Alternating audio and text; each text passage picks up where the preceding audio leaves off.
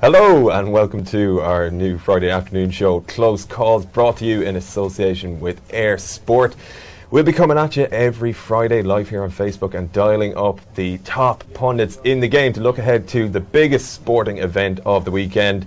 I'm Gavan Casey, and this weekend it is all about the Premier League. Joining me in 42 Towers to chat football is the Deputy Editor, taking Friday afternoon off again to do no work, Niall Kelly. How are things? Well, you say taking Friday afternoon off to do no work like it's an unusual thing, or like it's a usual thing, but I think first Friday of the season, everybody only has one thing on their mind, Gav.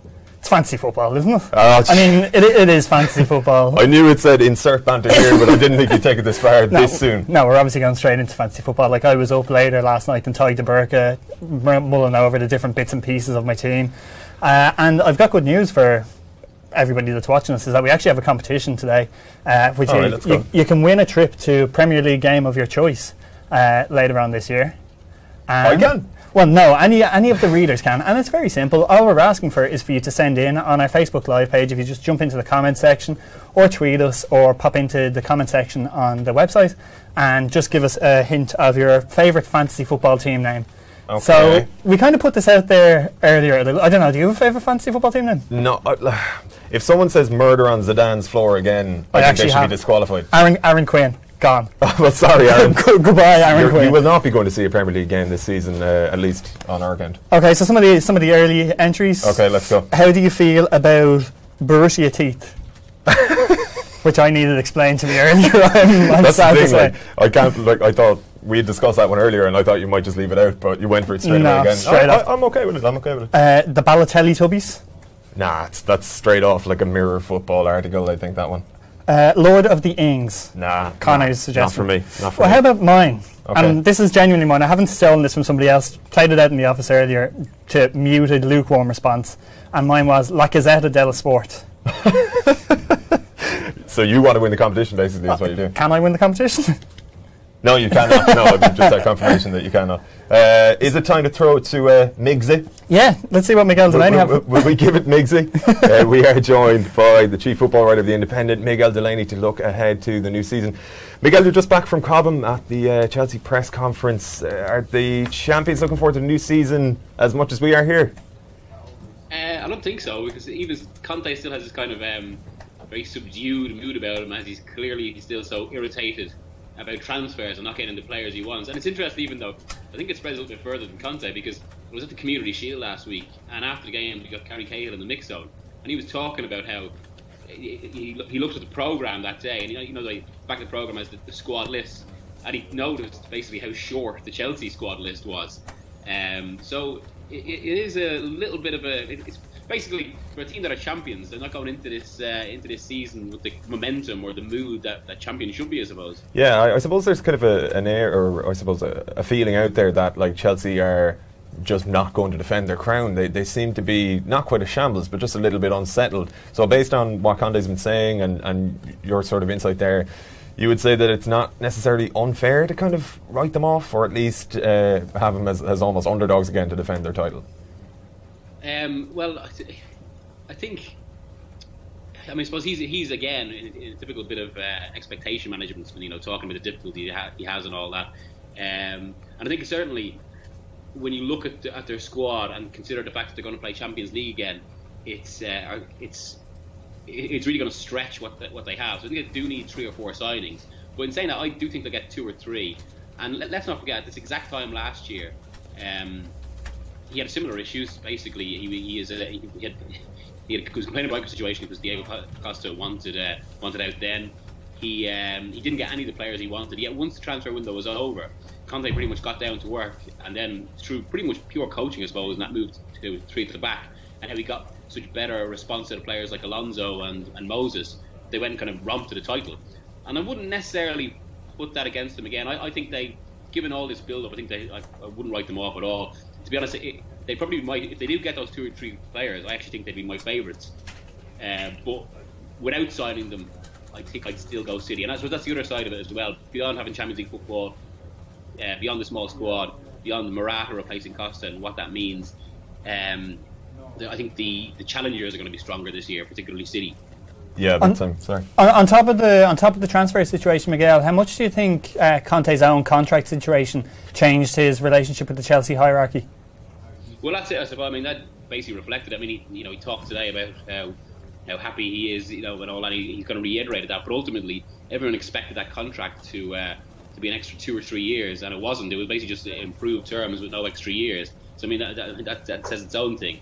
Now, I don't quite buy this idea that he's ready to walk out at any moment just through frustration. I think he'll stay, but I'd say this would have mitigated against maybe the grander ideas about him building a dynasty at the club. And you mentioned there as well, like Morata being brought in to replace Diego Costa in a sense, and maybe there's an interpretation of Morata out there because he is quite big and strong, that he is a kind of a physical striker, but it's not really the game he plays. Like, as much as he has physicality and can use it, it's almost as if he rarely sort of initiates contact. He can bounce off defenders when they come at him, but he maybe doesn't use his muscle to the same effect as Diego Costa, so it's not quite a like-for-like replacement. Do you think... And even today, actually, Conte was talking about the very idea that he said Morata may not be fit to start tomorrow, so if anyone wants to take consideration for fantasy football there. I actually breaking news. We get a yellow ticker. I think he'll likely start on the bench, Morata, especially because Conte was also talking about how he still has to adapt to what he wants and the exact type of striker that Conte wants. And you're right. I mean, they've got different qualities, and like even talking to everyone in Spain, people that have worked with him. He doesn't get involved in build-up play as much, Morata, and kind of just his skill is kind of arriving in the box, and that's my one worry there as well, maybe for Chelsea. That Costa, for all the problems with him, probably he's a pretty prolific goal scorer. I think Morata is a good big game scorer, but he hasn't yet got, bar one season with Juve, we haven't yet seen a record like Costa has from him. Although at the same time, Costa only belatedly came into became a prolific scorer in his career, and Morata might be the same. Yeah. We'll see how that one plays out. The big breaking news, obviously, of this morning, Miguel, is all coming from Anfield, and FSG seemingly taking a very strong line on Philippe Coutinho, issuing a very definitive statement to say that he wasn't for sale for any price, only to be followed less than an hour or so later by Coutinho handing in a formal transfer request. What's your take on... Emailing. Emailing a formal transfer request. What's your take on the latest developments? Well, just before we came on air, I posted a piece for The Independent. It was basically, I think, from everything I've understood, Coutinho's people are still relatively confident that a deal will be done by the end of the window. I wouldn't be that confident, though. I think Liverpool are utterly determined to stand firm. They're not budging on this, and for all people go on about they buckle on Suarez and Torres, there are different situations. Also, even with Suarez tried work like so many tactics in the summer of 2013 to leave, and they didn't let him leave that summer. And on the other side of it is Barcelona have already actually turned to alternative players. I know, like as early as Monday this week, they were looking to through intermediaries to investigate the possibility of getting Christian Eriksen from Spurs. Although I suppose the other side of that is that Daniel Levy will likely be as difficult to negotiate with, if not more so, as Liverpool. And also, some of us even think that Eriksen is a better fit for the way they play, just due to his link-up game. In the circumstances, is there anything that you feel would represent a good deal for Liverpool, bar keeping Coutinho? Unless he did, I suppose what you'd call maybe a Cesc Fabregas at Arsenal in 2010-11, where his presence became so difficult that you couldn't have him around, then no, I think they're still better off keeping him. And I don't think that's going to happen because I don't think he's that sort of character. I think as someone who knows him put it to me, he's basically he's a lion on the pitch, but not so much off it, where he's kind of much more reticent. And that probably explains why he hasn't acted up as much to now to this request. And I think he would be the sort that if he's not allowed go, as down as he apparently is now, and that's another thing I've heard about, that he's apparently quote-unquote devastated that the deal isn't going to go through. But I think he would be the sort to kind of knuckle down and get on with it. So I think Liverpool, I think the correct move from here is to stand firm. But of course, the irony to all this situation is that they're trying to sign two players, or work on signing two players, who are in a similar situation to Coutinho. There were some suggestions that Pep Guardiola actually met with Coutinho as a means of selling Barcelona as a club to him. Is there truth to that? And also, that's a seriously morally grey area, I suppose. Yeah, I saw it after. Personally, I haven't heard anything along those lines. It would slightly surprise me, to be honest. I mean, Guardiola has his own concerns right now. Yeah. He's in a similar situation to Barca, I suppose, in trying to get Alexis Sanchez out of City. But I mean, also, obviously, Pep is such a Barca icon and a huge figure of the club. But even that doesn't necessarily extend to his relationship with the current board. So I would be slightly surprised that I have to say. Niall, have we got any more fantasy suggestions to delve into? I think the best of what's come in so far from our readers, we have Robbie Deegan with Park G sun-dried tomatoes. Okay. So that really kind of gives you an idea of the acceptable level that we have here for our competition. Robbie's in the mix. Mikey Lynch with probably my personal favourite so far, which is Big Bag of Emre Chan's. So that's pretty solid, to be fair. Please keep better entries coming in. Oh my word! I suppose, Miguel, we need to talk a little bit about Manchester United as well, or some of these people sending suggestions will probably go mental. What have you made of their summer? Matic kind of seems to be almost like a signing that Mourinho was missing, I suppose, but you still look at particularly the wing-back areas for United and you kind of think they need to strengthen there, or it'll just be much of the same. But I think it's quite a weird thing this summer that for all the money in the Premier League, if you actually look at all the windows of all the top 6 clubs, none of them have had completely satisfactory windows so far. Maybe the closest are City. But I think one thing United have done that no one else has done, that the positions they specifically needed to get, which is the ones I suppose that they had the most urgent need for, which is centre half, striker obviously with Zlatan's injury, and defensive midfield, which Mourinho prioritised above anything else. He's got all those players. But I think you're right, there's other issues in the team. But above anything else, what it feels like he's filled in the positions he needs. I don't think he's actually necessarily improved the quality of the squad that much. I think they still need something different in attack, something better, which obviously explains why he's gone after Bale as well. And beyond that, I have to say, I was in Macedonia on Tuesday night for the Super Cup, and I was disappointed. After an initial bright start from United, I was actually disappointed by how bad they looked after that, I have to say. And also, it was a bit dispiriting from given how the leaps that Mourinho teams traditionally make in their second season, that when it came right down to it again, we didn't see much else in terms of attacking. But basically, he just he did what he did a lot of last season and brought on Marin Fellaini and tried to pummel Madrid in the air. And while it worked, it didn't actually lead to a complete change of the game. It turned the game from a defeat to a less bad defeat. And you still feel as if when you have kind of some of the creative attackers that they do, and Paul Pogba, who Mourinho does it, actually that's one thing about the Matic signing. Mourinho, from what I've heard, believes that can release Pogba, and he expects 15 goals from Pogba this season, expects him to go up a level.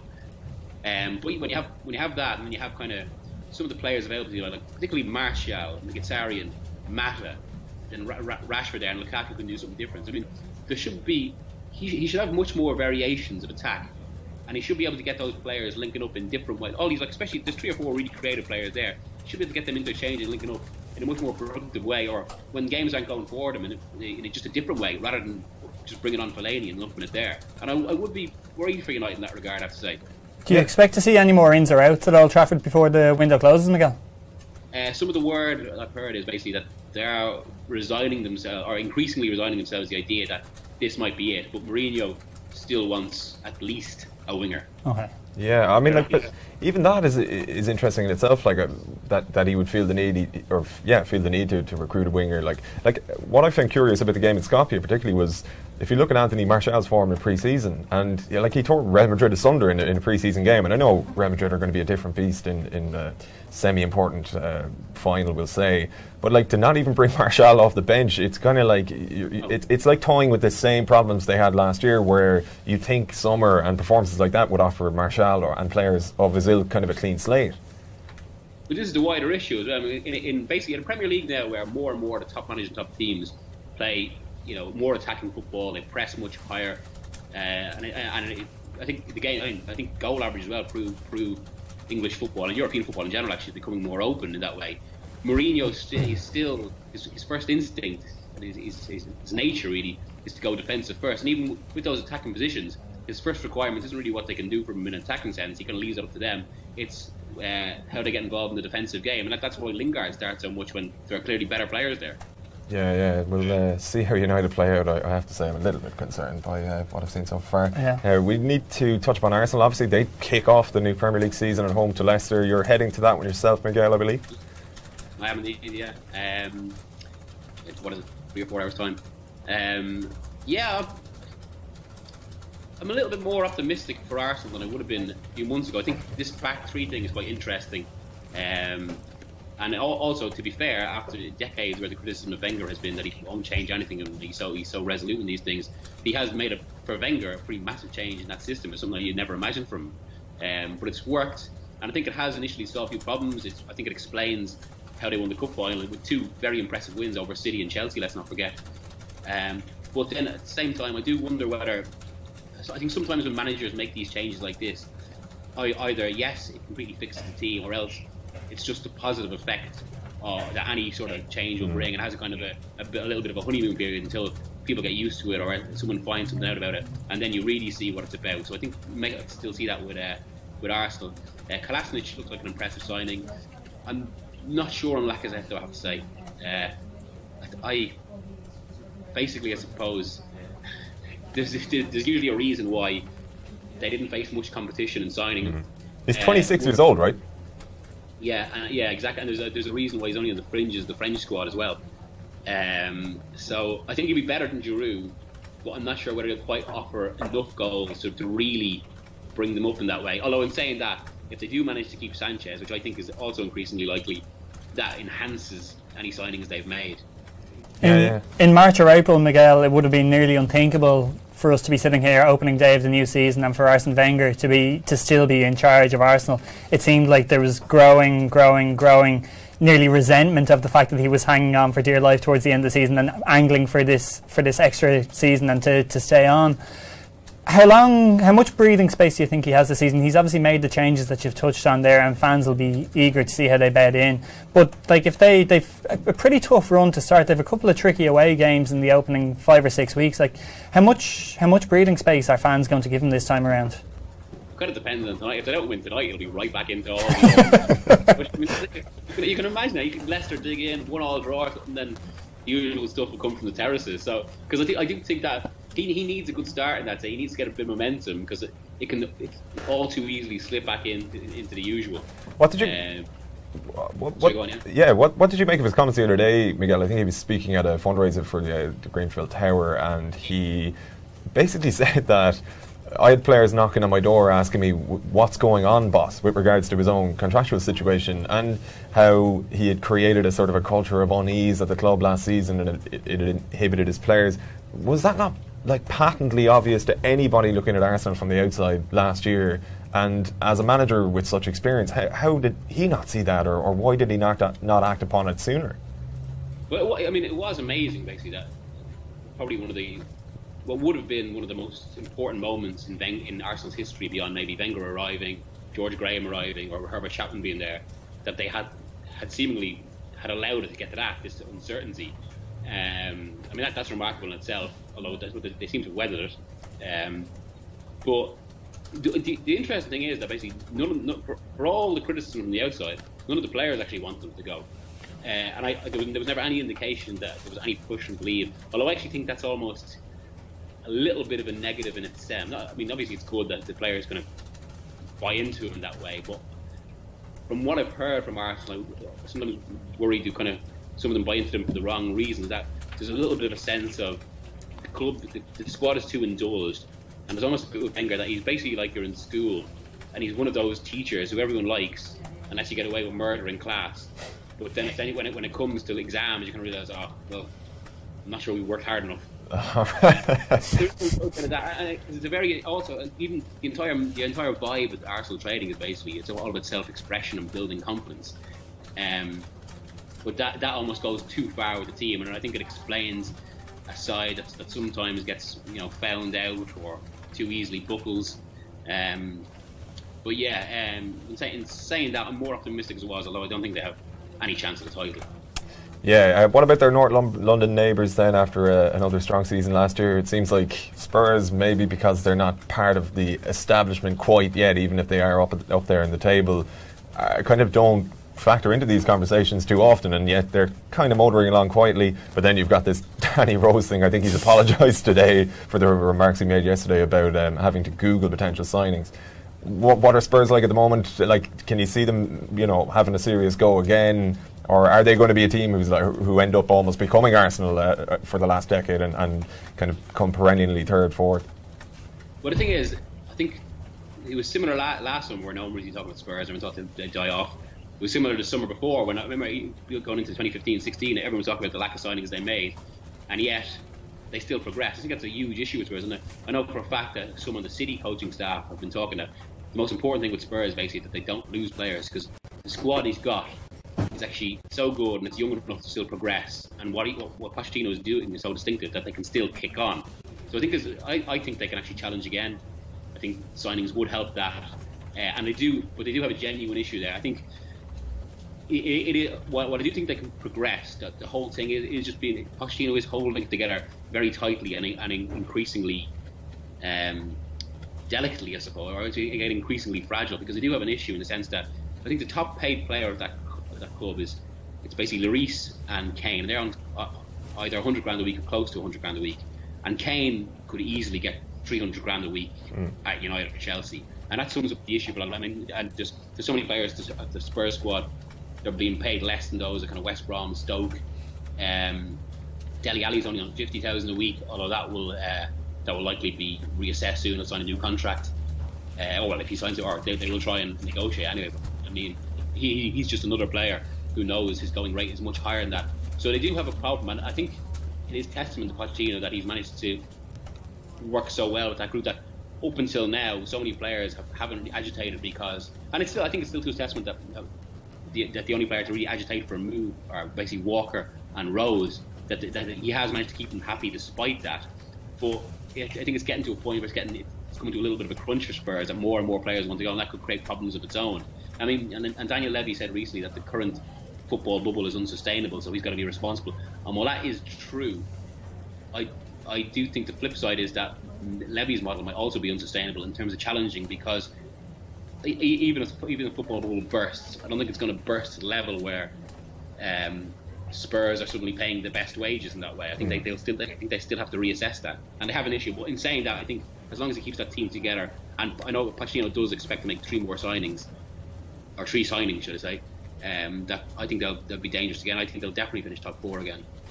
Yeah, we'll see how it plays out for Spurs. Miguel, before we let you go, I mentioned to you yesterday that we're doing a piece on site here at the moment, all of the writers pooling in with their opinions and predictions ahead of the... I think I'm absent from that, but... Oh, sorry, this is awkward. Can we just go like... That wasn't even planned. So there are a couple of questions we would like to ask you. Who do you think will be, or which summer signing, do you think will make the biggest impact on the new season? I think Bernardo Silva at City. Yeah. It's like he's almost gone under the radar a bit, but yeah, because he was signed so early. But he was brilliant in the Champions League last season, and I think he could also strike up a similar relationship or similar understanding with Gabriel Jesus as he did with. Actually, I'm always wondering how to correctly pronounce Jesus. But yeah, I think he could strike up a similar understanding with Jesus or Jesus as he did with Mappe. So I think he'd be very good. Yeah, I like the sound of that. Who will finish in the top four, and in what order do you reckon? You've kind of answered that already, but who are you leaving out? Chelsea, City, Spurs, and one of Liverpool or United. I keep wavering on that, to be honest. You think Chelsea will win the league? Oh, sorry. At the moment, I'll go City to win it, but I reserve the right to change that. If Chelsea get 3 players the next 3 weeks. Yeah, for sure. We'll give you a Skype back then. Who is going to go down, do you reckon? Huddersfield, Brighton and Burnley. Ooh, it's not a great year for the new boys. No, not really. And a really bad time for Irish players as well, by the way. Exactly, especially half our first 11 is the Burnley. And you're condemning them to the Championship. Thanks a million. Which manager would you like to go for a point with? I mean, you conceivably might have done this already, but are there any others? Actually, after the end of last season, as a little bit of a kind of, how to put it, not a celebration, but almost kind of just to acknowledge that we quote unquote work together for the season. Conte invited all the journalists that regularly go to Cobham up to one of the boxes in Stamford Bridge after a press conference, just basically to share a drink with him. So that was quite good fun. But he's very polite and restrained, Conte. I said the obvious answer here is usually Klopp, but something a little bit too wacky about Klopp. You'd end up in coppers, like, ultimately. I don't know about that, actually. Cause Klopp's an interesting one in that sense, actually, because I think he's only wacky to a degree, and he can turn very serious very quickly. And I've seen it when we've done press conferences with him and things like that. Like for the broadcast, he'll usually have his big line, and even with the newspaper journalists, he'll have that one line that stands out. But then he'll go very serious quite quickly, and he can actually get sharp. I think, and I suppose it's the nature of the job and the nature that there is always going to be a certain seriousness to a lot of these guys. But yeah, I think Klopp has an underappreciated edge to him in that way. I actually think Pochettino could be. You can kind of see it in certain press conferences. There's a little bit of devilment to him that occasionally comes out. I think he could almost be the best lad to go over a pint with. Yeah. I mean, I suppose your obvious ones. Like, Sean Dyche as well. He's quite blunt, actually. That'd probably be funny at the very least. Do you want to just go for points with all of them? No. Eddie would drive you home. Like, he'd definitely be on the water, I reckon. Finally, before you go... Yeah, you talk technique. Yeah, at the football club, yeah. Irish players to watch out for? I mean, you've relegated half of them there, but are there any left that you might keep an eye on, or people watching should be keeping an eye on this year? Jesus. I suppose, actually, I'm hoping... I think Brighton will go down, but I think they've got to be one of those clubs that go down while giving a good account of themselves. And given the fact that Newton has always gone quite restrained and kind of plays more defensive football when he comes up, I actually think Shane Duffy could have a good season. And given the age he's getting to as well, that I think he could have this sort of campaign that actually maybe even get some move at the end of it. Interesting. Well, hopefully that works out for Shane if they don't stay up. Miguel, thanks a million for joining us on Close Calls. We'll speak to you soon. Enjoy the game tonight.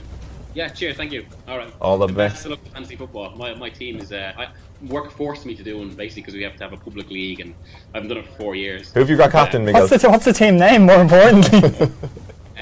Delissimo. That's all right. Yeah, you don't quite get the tickets, but you are going to a game anyway, thankfully. So best of luck. Cheers, lads. Good luck. All right. Well, Niall, we did put that last question, not about fantasy football, but the Irish players to watch out for, to a couple of very special guests who came into the office recently. We did. Do you want to hear what they had to say?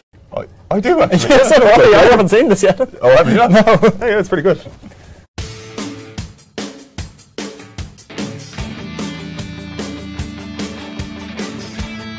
We need more and more Irish players to come through. You know, it's a bit of a concern, I'm sure, for all the fans as well, that, you know, there's not a new Duffer coming along, or Robbie Keane, or Richard Dunn, or whoever. You know, there seems to be like it's quietened off recently, but there's not a whole list of Premier League Irish players, you know, and that is a concern, of course. But you know, we wish Shimmy Coleman well. You know, obviously from Donegal, you know, he's had a bad break with the Irish setup, and we love to get him back playing again. He's one of the best full-backs in the Premier League. There's a lot of Irish players knocking around the Championship trying to get in the Premier League. There's very few in the Premier League, as you know. Harry Arter to develop into a top player now for Ireland. He's had enough caps now to know what it's all about. Our team are in with a shout of qualifying for the World Cup, and if he has a really good domestic year, I think he can go on and bring our national team with that. Now, all the Irish lads in my time would tell you, when the thing went well from an international level, they all got big moves to big clubs. And I think a little mixture of both happening this year. Ireland to qualify for the World Cup, and for 2 or 3 of them maybe by the Christmas window, you know, kicking on and going into a better level of Premier League club. So there you have it. That's the outlook for the Irish players in the Premier League this season, Gav. It's fairly bleak, isn't it, really? I hope that we're not having this conversation come January or February where we're agitating for moves in order for lads to save their Premier League status. I've had enough of that over the last few seasons, so hopefully the lads in Burnley in particular can put together a bit of a run of it. Hopefully. Big John will lead them. Big John. Just a reminder for anybody still with us and still watching, or for anybody who's watching back, we're leaving our competition open. So all you have to do if you want to be in with a chance to win a trip to a Premier League match is to comment with your... It doesn't even have to be your fantasy football team name. It can just be a good fantasy football team name. We're really looking for help in naming our own fantasy football team. Literally, my team name at the moment is just placeholder. Yeah. Like, because I made my team... I was working, I think, at an early shift, made my team at midnight, and you know when you sit down to make your team and you think, it's done, I'll come back to it just before the season starts. But what happened was I looked at it, and just as I was about to go to bed, I was like, it's all wrong, and I made 9 changes.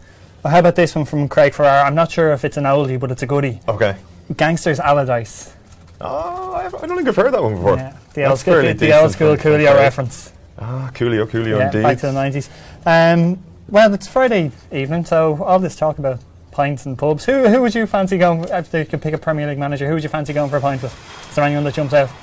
No, I mean, I've answered this question in the post, and like I found it very difficult. Like, I literally wrote in the post that I would pick Eddie Howe so you'd have a lift home and you wouldn't have to get a taxi, because I'm sure he wouldn't be on the pints.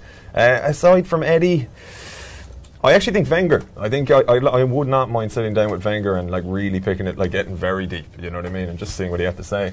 Had some interesting thoughts on the future of football management there at that fundraiser that we mentioned to Miguel. Yeah. Like talking about how football manager's position will be just kind of obsolete in 10 years' time, and that kind of stuff would be interesting. But that's an incredibly boring answer, and I wish you didn't ask me the question. I'm sorry I did. I did. Well, there you go. I think that's all we have time for, is it? That is all we've got time for.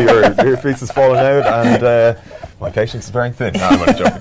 Thank you very much to all of you for watching and commenting. A reminder, as Niall said there, you can keep commenting in order to enter the competition to win tickets to a Premier League game of your choice. So do get involved. Best of luck with fantasy football as well, and enjoy the weekend's action. Our thanks as well go to Eir Sport. We'll be back this time next week, but until then, take care.